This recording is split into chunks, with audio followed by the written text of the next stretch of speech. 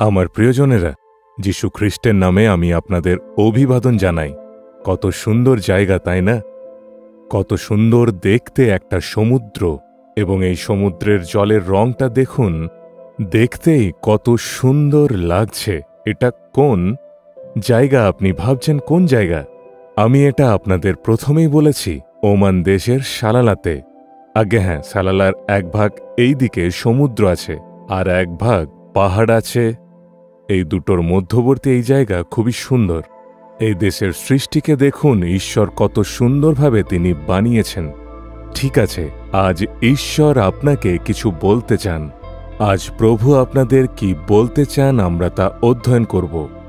লেবীয় পুস্তক তার ২৬ অধ্যায়ে ৫ পদে ঈশ্বর আমাদের কি বলছেন, এবং তোমরা তৃপ্তি পর্যন্ত অন্ন ভোজন করিবে ও নিরাপদে নিজ দেশে বাস করিবে। আপনি কোথায় থাকেন? ভারতে বা অন্য কোথাও বিদেশে? আমেরিকাতে, আফ্রিকায়, নিউজিল্যান্ডে, কানাডা বা অন্য কোথাও সাউথ আফ্রিকায়, যেখানেই হোক।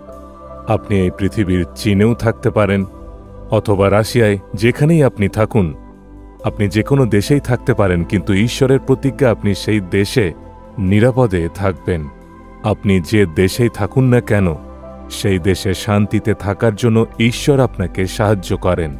ঈশ্বর আপনাকে সেই দেশে আটকে রেখেছেন, অথবা ঈশ্বর সেই দেশে আপনাকে নিয়ে গেছেন এবং ভালো কাজ দিয়েছেন।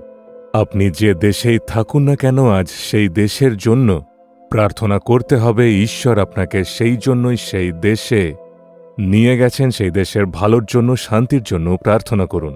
সেই দেশের ভালোর জন্য, শান্তির জন্য প্রার্থনা করলে প্রভু আপনার ঘাটতিকে দূর করার জন্য প্রভু সেই দেশকে আশীর্বাদ করবেন। যদি আপনি স্বার্থপরের মতো আমি উপার্জন করব, আমার পরিবারকে ভালো রাখবো এমনটা ভাবেন, ঈশ্বর সেই দেশকে তাহলে আশীর্বাদ করতে পারবেন না। আপনি তাতে আশীর্বাদ পাবেন না, কেননা আপনি স্বার্থের প্রার্থনা করেছেন। আপনি যে দেশের নাগরিক, সেই দেশের জন্য যদি আপনি প্রার্থনা করেন, প্রভু সুরক্ষিত রাখবেন এবং আপনি তাতে আশীর্বাদ পাবেন। আপনার কর্মক্ষেত্রে আপনি আশীর্বাদ পাবেন, আপনার ব্যবসায় প্রভু আশীর্বাদ দেবেন এবং আপনার কাজে আপনি সুরক্ষিত থাকবেন। যদি আপনি বলেন আমি এবং আমার জন্যই শুধু প্রার্থনা করব এবং এই দেশের জন্য কখনোই প্রার্থনা করব না, এমন স্বার্থের প্রার্থনা করার জন্য অথবা নিজের পরিবারের জন্যই প্রার্থনা করার জন্য প্রভু আপনাকে সে দেশকে আশীর্বাদ করবেন না, আপনি সুরক্ষিত থাকবেন না। সেই কারণে ঈশ্বরের চরণে এসে, হে প্রভু, আমি এই দেশের জন্য প্রার্থনা করতে নিজেকে অর্পণ করি বলে নিজের দেশের জন্য প্রার্থনা করলে আপনি যেখানে থাকবেন নিশ্চিন্তে থাকবেন এবং নিরাপদে থাকবেন। কি বিশ্বাস আছে?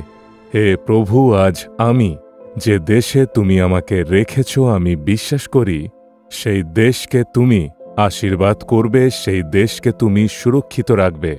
এই দেশের নাগরিক যেন যিশুকে জানে এবং উদ্ধার যেন পায়, প্রার্থনা করি। এই দেশের নাগরিকরা আশীর্বাদে থাকার জন্য এবং সুরক্ষিত থাকার জন্য আমরা প্রার্থনা করি, এবং প্রভু আমাদের পরিবারকেও আশীর্বাদ এবং সুরক্ষা দাও। সমস্ত বিপদ থেকে রক্ষা করে সুরক্ষিত রাখা সেই প্রভুকে ধন্যবাদ।